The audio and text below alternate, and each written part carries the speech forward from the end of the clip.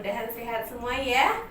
Yuk, sebelum kita memulai kegiatan hari ini, kita berdoa dulu. Bismillahirrahmanirrahim. Rabbi shrah li sadri wa yassir li amri wahlul 'uqdatam min lisani yafqahu qawli. Raditu billahi rabba wa bil islami dina wa bi muhammadin nabiyya wa rasulah. Rabbi zidni ilma warzuqni fahma. Amin. Nah anak-anak, hari ini kita akan belajar tentang bagian tubuh hewan dan tumbuhan. Hewan itu memiliki ciri yang beragam. Untuk lebih mudah kita mempelajarinya, hewan itu digolongkan menjadi beberapa bagian.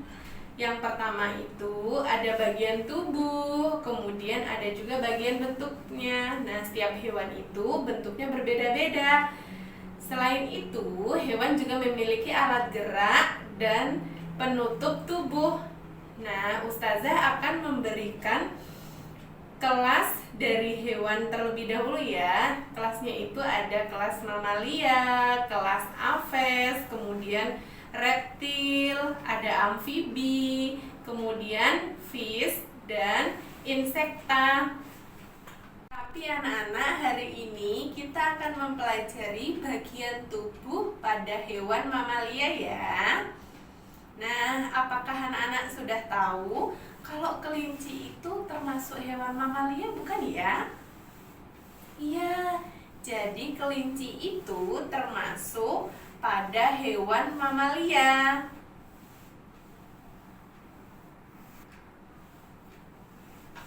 Bagian tubuh pada hewan kelinci terdapat apa aja anak-anak? Coba diperhatikan pada gambar sebelah sini. Iya, ada bagian kepala, kemudian ada bagian juga tubuhnya, ada bagian ekornya, kemudian juga ada bagian pada kakinya. Nah, kelinci ini termasuk hewan mamalia yang hidup di darat atau di air? Iya, di darat ya anak-anak. Anak-anak, selain hewan mamalia yang hidup di darat, ada juga hewan mamalia yang hidup di air. Contohnya itu lumba-lumba dan dugong. Nah, kedua hewan ini tidak memiliki kaki sebagai alat geraknya, tetapi alat gerak yang digunakan yaitu sirip. Mari anak-anak, kita mempelajari bagian-bagian tubuh dan fungsi dari hewan mamalia lumba-lumba ya. Diperhatikan terlebih dahulu, di sini gambar hewan lumba-lumbanya. Nah, anak-anak, bagian pada tubuh lumba-lumba itu ada sirip punggung di bagian atas. Nah, itu berfungsi untuk keseimbangan dan membantu dalam melakukan bolak-balik. Misalkan dia dari mengarah ke depan, kemudian mau belok ke belakang, itu sirip bagian punggungnya sangat membantu. Kemudian sirip bagian dadanya yang di samping untuk membantu berenang. Kemudian bagian tubuhnya ini yang ramping untuk mempermudah lumba-lumba dalam berenang ya.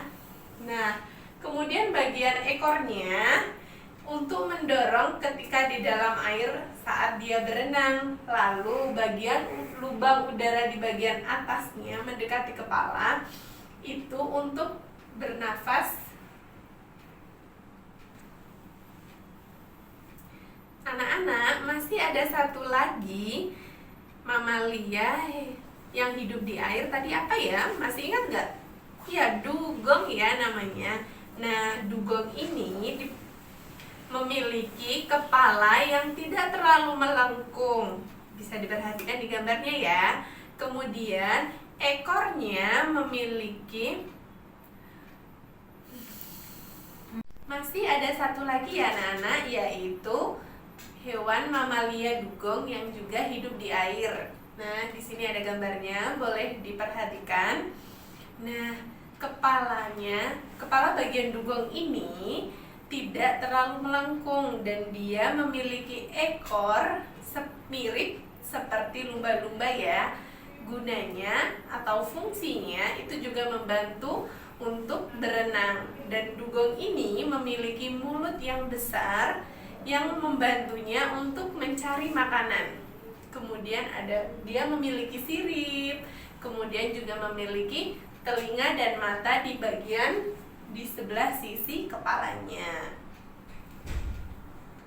Alhamdulillah ya anak-anak, hari ini kita sudah mempelajari tentang bagian tubuh dan fungsi dari hewan mamalia. Nah, Ustazah akan mengakhiri pembelajaran untuk pertemuan pertama ini. Dan anak-anak tetap semangat belajarnya. Ustazah akhiri ya. Wassalamualaikum warahmatullahi wabarakatuh. Sampai jumpa di video pembelajaran selanjutnya ya anak-anak. Tetap semangat belajar. Ustazah akhiri. Wassalamualaikum warahmatullahi wabarakatuh.